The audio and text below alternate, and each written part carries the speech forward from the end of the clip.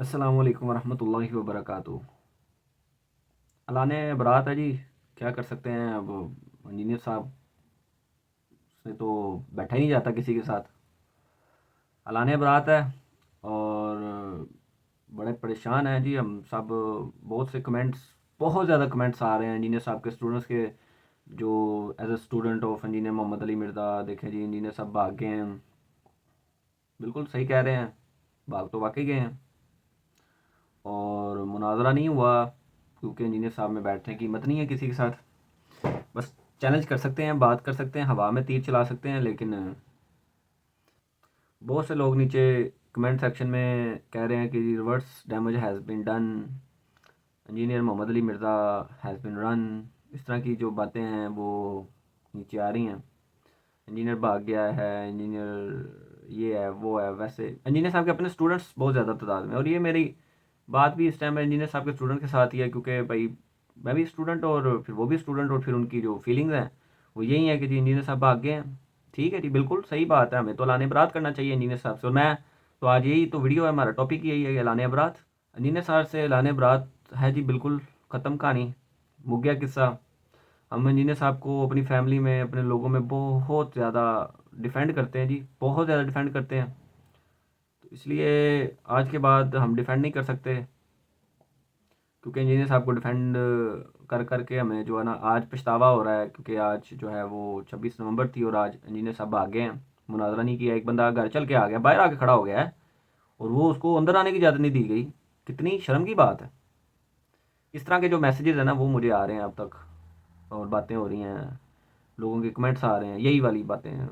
अलाने बरात है जी, इंजीनियर साहब से बहुत ज़्यादा एक्सपेक्टेशन उन लोगों ने लगा के रखी थी। अपनी फैमिली के सामने जो डिफेंड करते थे वो फैमिलीज अब इस टाइम अगेंस्ट हुई। इस टाइम पे मतलब ऑलमोस्ट जो इंजीनियर साहब के स्टूडेंट थी वो काफ़ी ज़्यादा वीक पोजीशन में चले गए हैं, क्योंकि इंजीनियर साहब बैठे नहीं हैं मतलब मुफ्ती साहब वो फाते जेलम करार पा गए हैं, उनके ऊपर फूलों की बारिशें हुई हैं और नारे लगे हैं, और हैदर हैदर के नारे लग रहे हैं, क्योंकि उन्होंने जुर्रताना मुजाहरा जो किया है और उस तरीके से वो आए थे। और लेकिन इंजीनियर साहब जो कि हज़रत अली की बातें करते हैं, लेकिन अमलन उनसे नहीं हो पाया इस तरीके से कि सीना चौड़ा करके वो उनके सामने बैठ पाते हैं। तो ये जो चीज़ें हैं ये इंजीनियर साहब के स्टूडेंट्स को फेस करनी पड़ रही हैं, जो कि हमें कमेंट सेक्शन में जो रिव्यूज़ आ रहे हैं और जो बातें आ रही हैं। लेकिन मैं तो मान गया हूँ। मैं तो ये देखें हाथ खड़े हैं, मैंने तो मान लिया कि मुफ्ती हनीफ कुरैशी साहब जो हैं वो फ़ाते जेलम है। पहले वो मुफ्ती जो थे हमारे मुफ्ती तारक मसूद साहब फ़ाते जेलम थे। फिर उससे पहले अबू यहया नूरपुरी साहब वो थे फ़ाते जेलम। और ये इसी तरीके से अभी शिया का आलम कोई आया नहीं है, वो भी आ जाएगा तो वो भी फ़ाते जेलम इंशाल्लाह हो जाएगा। तो हम इनको खराज तहसीन पेश करते हैं जी, इनकी जुरत को, कि ये आए हैं। एक रात को आया था, एक दिन में आया, एक घर चला गया था, जाके दरवाज़ा मतलब ठोकने लग गया। तो इन लोगों ने माशाल्लाह बड़ा नेक कमल किया, बहुत बड़े काम किए हैं इन्होंने, फतह किया जेलम को। और लेकिन मुझे मतलब ऐलान बरात तो है इंजीनियर साहब से, वो तो कहानी ख़त्म हो गई। लेकिन मुझे थोड़ी सी कन्फ्यूजन है इस हवाले से कि मतलब अब हम कलमा कौन सा पढ़ेंगे, नाउज़ुबिल्लाह, क्या चिश्ती वाला कलमा पढ़ेंगे या नबी इस्लाम का कलमा पढ़ेंगे। और फिर वो जो इबारत है जिसमें आता है कि वो कहते हैं कि अल्लाह मेरा झंडा क़यामत वाले दिन सबके झंडों से बड़ा होगा और सब मेरे झंडे के नीचे होंगे, और नबी इस्लाम भी और बाकी अम्बिया भी उनके झंडों के नीचे होंगे, इनके जो बड़े बुजुर्ग थे बायजीद बुस्तामी उनके हवाले से। और फिर वो जो मतलब वो जो हज़रत शेख अब्दुल कादिर जिलानी रहमतुल्लाह अलैह के बारे में मशहूर है कि उन्होंने 12 साल बाद डूबी हुई कश्ती को उतार दिया, या फरिश्तों से उन्होंने रूह खोली, और इस तरह की जो बातें हैं। तो वो मतलब अब हम किस साइड पे खड़े होंगे, मतलब वो फ़ाते जेलम वाले साइड पे, सॉरी जो फ़ाते जेलम जो लोग हुए हैं। अगर हम अबू ये नूरपुरी की बात करें तो फिर 2812 की कहानी ख़त्म हो गई, मतलब वो बुखारी में से ख़त्म हो गई है, उसका अब कोई चक्कर नहीं बचा।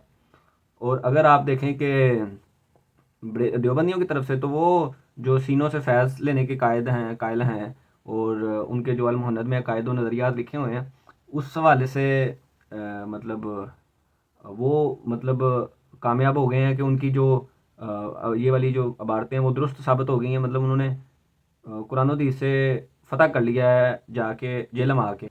और तीसरा जो हमारे ये बरेलवी भाई गए हैं मुफ्ती हनीफ कुरैशी साहब, इन्होंने फ़तह किया है, तो इससे ये जो इबारतें हैं ये मेरा ख्याल है कि जस्टिफाई हो चुकी हैं अब। तो मैं इंजीनियर साहब के स्टूडेंट से अब यही गुजारिश करूँगा, क्योंकि लाने बरात तो कर दिया है और बहुत परेशान है, डिफेंड नहीं कर सकते, परेशान है। तो इसलिए वो काइंडली कोशिश करें कि इन इबारतों को अब इनकी जस्टिफिकेशन किया करें, बल्कि करने की ज़रूरत ही नहीं है, बस कह दें जाके फाते जेलम है, बस ये मतलब इनका जो सर्टिफिकेट ये मिल गया है उनको। और मैं इस चीज़ से बड़ा वो हूँ कि मतलब बड़ा खुश हूँ कि यार चले कम से कम इनके पास कोई तो अवार्ड मिल गया है, अब जस्टिफिकेशन मिल गई है इनको, क्योंकि फ़तह कर लिया इन्होंने जेलम को। बल्कि मुझे तो एक वो कमेंट आया, एक मैसेज में पढ़ रहा था कि उन्होंने कहा कि ये तो मिर्ज़ा इंजीनियर साहब को जहन्नमी कहते हैं, तो इन्होंने फिर जहन्नम फ़तह की है, मतलब कि मिर्ज़ा जहन्नमी है, तो फ़तह फ़ाते जहन्नमी हो गए हैं वो लोग भी ना। लेकिन ये तो चलो एक मजाक की बात थी, मैं नहीं ये कहता।